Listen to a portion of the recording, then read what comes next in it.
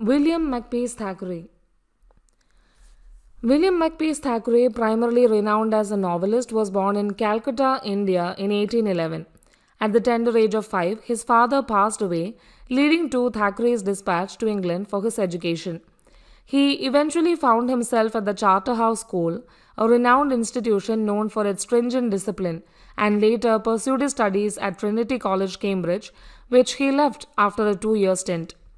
Following extensive travels across the continent and a lifestyle marked by socializing and gambling, he ventured into the realm of freelance journalism.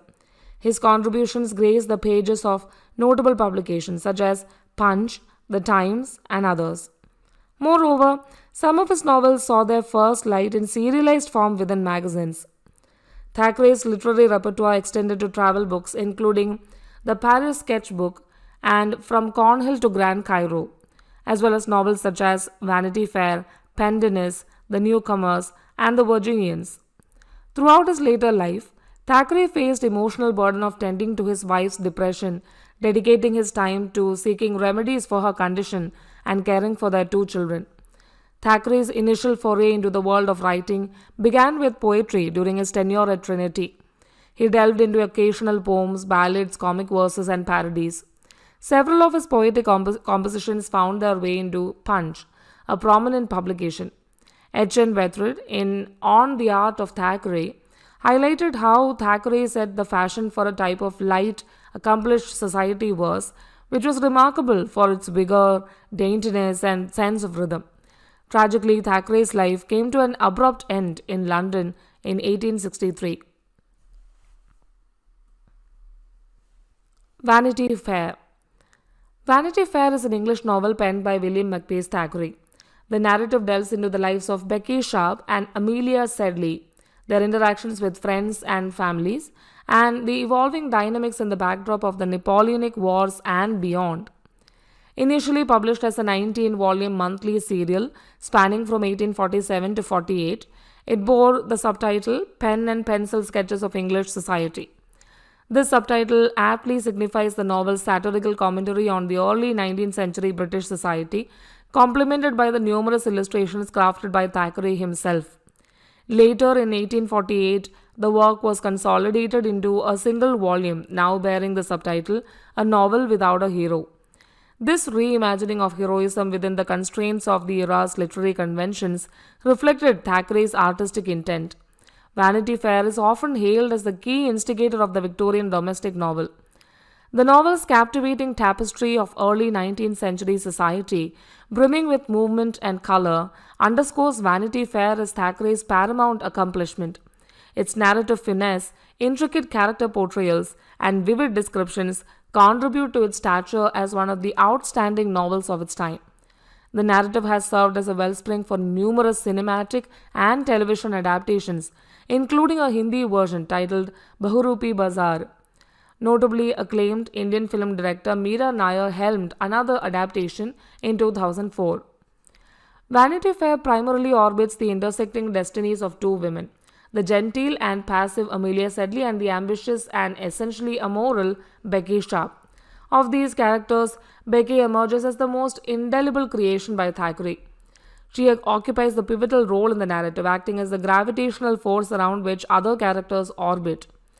Amelia becomes the wife of George Osborne, but her conjugal bliss is imperiled when George contemplates abandoning her for Becky, only to meet his demise during the Battle of Waterloo. Becky, the tenacious adventuress, ascends the societal ladder through her marriage to Rawdon Crawley, a young officer from an aristocratic lineage. Nevertheless, the disillusioned Crawley eventually parts ways with Becky. Virtue prevails in the denouement as Amelia finds happiness with her devoted admirer, Captain William Dobbin, while Becky opts for a more genteel existence marked by acts of charity and benevolence. The History of Henry Esmond. The History of Henry Esmond is a historical novel composed by William Makepeace Thackeray with its initial publication in 1852. This narrative unfolds the early life of Henry Esmond, a colonel in the service of Queen Anne of England. As a quintessential specimen of Victorian historical novels, Thackeray's historical fiction is situated within the late 17th and early 18th century England, providing a rich tapestry of the English Restoration's significant events. The novel ingeniously interweaves both real, albeit dramatized, and fictional characters. It is immersed in a historical landscape, notably during the Glorious Revolution, the War of the Spanish Succession, the Hamilton-Mohun duel, and the Hanoverian Succession. Henry Esmond's tale commences in 1691 when he is a mere 12 years old and culminates in 1718. The narrative's intricate web of events finds coherence through its central figures, Henry Esmond and his second cousin, Beatrix. These characters are set against the backdrop of London society and the political milieu of the era. Notably, Beatrix takes center stage in the narrative. She first emerges as an enchanting child and evolves into a woman of extraordinary beauty, coupled with the power to wreak havoc on the men who adore her. She stands as one of Thackeray's remarkable creations, portraying a new archetype of a heroine, emotionally intricate and compelling, yet not a paragon of virtue. Henry Esmond, characterized as a sensitive, courageous, and aristocratic soldier, falls in love with Beatrix. However, he eventually confronts disillusionment. Initially welcomed into the fold by Beatrix's parents, Lord and Lady Castlewood, Henry develops a deep filial affection for Lady Castlewood. In the course of his maturation, he marries her. This romantic entanglement and its consequences are key elements of the narrative. Benjamin Disraeli. Benjamin Disraeli, a multifaceted individual with interests spanning politics, literature, and a zest for life, gained enduring recognition primarily as a conservative politician. He served as a prime minister for nearly 7 years, during which he initiated a comprehensive range of legislative measures aimed at enhancing educational opportunities and the quality of life for the working class. Disraeli's early education took place in small private schools, but his aspirations reached far beyond this. At the age of 17, he was articled to a firm of solicitors, yet his desire for a more sensational path never waned. His initial forays into the public eye proved to be unfortunate. In 1824, he ventured recklessly into South American mining shares, leading to significant financial losses that took him well past middle age to recover from. Prior to this, he had persuaded John Murray, a publisher who was a family friend, to launch a daily newspaper titled The Representative. However, this endeavor ended in failure. Disraeli not only failed to contribute his promised share of the capital, but also engaged in disputes with Murray and others. Furthermore, he published his first novel, Vivian Grey, anonymously and used it to lampoon Murray while narrating the story of their failed collaboration. Eventually, Disraeli's authorship was revealed and he faced widespread criticism. Vivian Grey represents Benjamin Disraeli's maiden novel, originally published in 1826 by Henry Colburn. Initially released anonymously under the guise of a man of fashion, the first part of the novel created a significant stir in London society. However, contemporary reviewers discerning various inconsistencies within the text eventually uncovered the young Disraeli as the author despite his limited social connections. Disraeli continued the story in a second volume in 1826 and later added 3 more books in 1827. The current form of Vivian Grey reflects the revised 1853 edition, which underwent substantial censorship and, as critic Wendy Barton notes, lost much of the charm and vitality of the 1826 original. The book serves as a recurrent reference point for discussions of Disraeli's political and literary career. Vivian Grey traces the life of its eponymous protagonist from childhood through his pursuit of success in the realm of politics. The narrative critically examines the various educational systems that Vivian Grey encounters. The ultimate educational experience is one of disillusionment, proving to be the most instructive and humbling. Vivian opts for a career in politics, and the novel unfolds his ambitious yet fruitless endeavor to attain political influence by manipulating a prominent but ineffectual member of parliament. Vivian seeks to establish a political faction centered around the Marquis of Carabas, yet his lack of experience and naivety in navigating the political landscape lead to his undoing.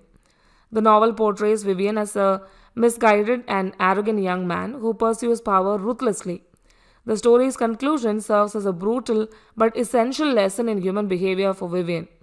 The narrative offers commentary on the political and social climate in early 1820s England, particularly concerning the issue of personal advancement, within a rigid and stratified social structure. The plot is often regarded as a thinly disguised retelling of Disraeli's collaboration with John Murray in the launch and ultimate failure of a new newspaper, The Representative. Elizabeth Gaskell. Elizabeth Cleghorn Gaskell, often referred to as Mrs. Gaskell, was a prominent English novelist, biographer, and short story writer. Born in 1810 and passing away in 1865, her literary works provide a rich and detailed portrayal of various segments of Victorian society, including those in dire economic circumstances. Her writing holds significance for both social historians and enthusiasts of literature. Gaskell's literary journey commenced with her first novel, Mary Barton, published in 1848. Her biography, The Life of Charlotte Bronte, released in 1857, was a pioneering work as the first biography of Charlotte Bronte. Notably, Gaskell decided to focus solely on the moral and sophisticated aspects of Bronte's life, leaving out certain more scandalous elements. Some of her most renowned novels include Cranford, North and South, and Wives and Daughters, all of which have been adapted into television series by the BBC. Her notable works include Cranford, Ruth, North and South, My Lady Ludlow, A Dark Night's Work, Sylvia's Lovers, Wives and Daughters, and The Life of Charlotte Bronte. Mary Barton, fully titled Mary Barton, A Tale of Manchester Life, stands as the debut novel by Elizabeth Cleghorn Gaskell, published in 1848. It unfolds the story of a working-class family facing dire desperation during the Depression of 1839. The novel's vivid portrayal of impoverished slums played a pivotal role in arousing the national conscience. The narrative revolves around John Barton, a respected laborer who falls victim to unemployment during a period of economic hardship. Driven by his experiences, he becomes an advocate for the labor movement and participates in a journey to London with fellow reformers to present the Chartist petition to Parliament. However, their efforts are met with indifference from both the government and factory owners. The frustration and disillusionment felt by John Barton transform into bitter class animosity. He is eventually compelled to carry out a retaliatory murder on behalf of his trade union. The victim is Henry Carson, the son of a mill owner who has been courting Mary, John's daughter. Mary's working-class beau, Jem Wilson, is wrongly accused of the crime, but Mary plays a significant role in proving his innocence. John Barton's health deteriorates due to a combination of poverty, remorse, and opium use, ultimately leading to his demise. In the end, Mary, Jem, and their friends decide to embark on a new chapter in Canada, seeking a fresh start in life.